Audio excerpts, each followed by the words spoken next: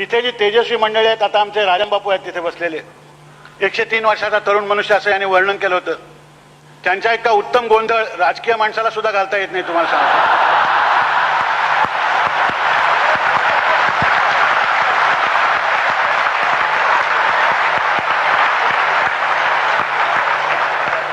आजची 1000 माणसं राजकीय म्हणून जमलेली नाही आहे, ते मला माहिती आहे म्हणून मी धाष्ट केलं.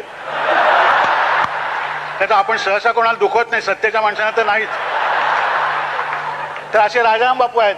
त्याच्यानंतर आपण नेहमी विद्वत्ता म्हणजे प्रखर वगैरे असं बोलत असतो, नेहमी तेजस्वी, जळजळीत वगैरे. परंतु ज्यांच्या विद्वत्तेमध्ये शारदीय चांदण्याचा आनंद आपल्याला लाभतो, असे आमचे लक्ष्मण शास्त्री जोशी. की विद्वत्ता ही किती शीतल आणि सुंदर असू शकते, असं जर कोणी मला विचारलं तर मी सांगेन की तुम्ही लक्ष्मण शास्त्री जोशींच्या सहवासात 1 तास घालवा, म्हणजे तुम्हाला चांदण्यात न्हावून निघाल्यासारखं वाटतं की नाही बघा. नाही वाटलं तर तुम्ही जन्मजन्माचे गलिच्छ आहात असं समजा आणि जा. असा शाप सुद्धा काही लोकांना देव देत असतो, त्याला काही सांगता येत नाही. ही सगळी अशी माणसं बसलेली असताना मी आभाराला शब्द कुठून आणू मला खरोखरच माहिती नाही. एक तर आभार, धन्यवाद वगैरे मराठी शब्द नाही. कोणाच्याही घरी तुम्ही गेलात, काही जरा पिठलं पिठलं खाल्लं, काहीतरी चांगलं जेवलं, आज तुमचा आभारी आहे म्हटलं मा कृत्रिम नाटकी मनुष्य असं म्हणतो. आम्हाला नाटकाची इतकी भीती आहे नाटक वाटलेल्याची की पाय धरून नमस्कार केला तरी बापटला वाटलं हे अभिनय नाही, हे लोकांना सांगावं. पण बापटांना मला हे सांगावं असं वाटतं की आज जगामध्ये ज्यांचे पाय धरावे असे पाय मिळत नाही, ते लाभले, तर ते धरले तर काय चुकलं.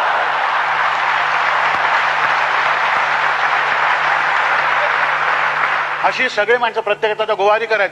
हवा तज्ञ असून सुद्धा यांचा हवामान अंदाज बरोबर आला.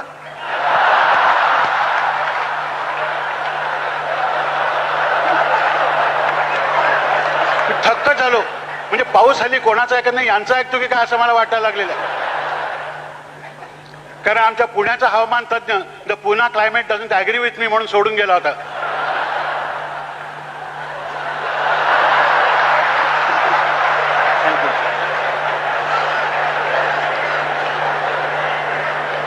अशा प्रकारची ही परम पराक्रमी माणसं बसलेली असताना मी काय याच्यामध्ये आभार मानायचे. आभार विभार हे काही खरं नाहीये. मला तर एवढंच वाटतं की मराठीमध्ये काय काय भारतीय संस्कृतीत जिथे आभार विभार मानत असतील ते मानू देत बिचारे, पण मराठी माणसाला ते आभार मानतो, धन्यवाद देतो म्हटलं की हे खोटंच बोलतायत असं वाटतं. किंवा मराठी माणसाला जर फार हळू बोलायला लागलं तरी हा डोंगी असं वाटतं. इतक्या आपण मोठ्याने बोलत असतो, एकमेकाशी मोकळेपणाने बोलत असतो. केव्हा आलं, बरं वाटलं, आलं असं म्हटलं की महा डोंगी आहे. अशा प्रकारचं आपलं हे आहे. तर आभार विभार कसले मानणार मी. या लोकांनी आम्हाला अतिशय सुंदर भेट दिली आहे. ते काय आपल्याला तिथून लक्षात आलं, तो लामण दिवा आहे. हा लामण दिवा मी एवढंच सांगतो की आम्हा सगळ्यांच्या घरी सदैव पेटत निश्चित राहील. फक्त तेवढे तेलाचे भाव खाली आले तर बरं होईल.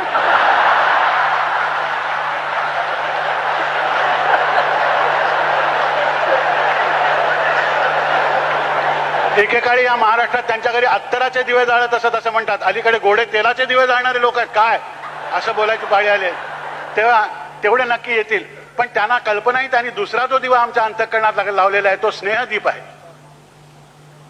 तो जो दीप आहे, ती जी ज्योत आहे ती आमच्या प्राणज्योती बरोबरच मालवली तर मालवेल, तोपर्यंत ती चैतन्याने युक्त अशा प्रकारची राहील एवढं मी सांगतो.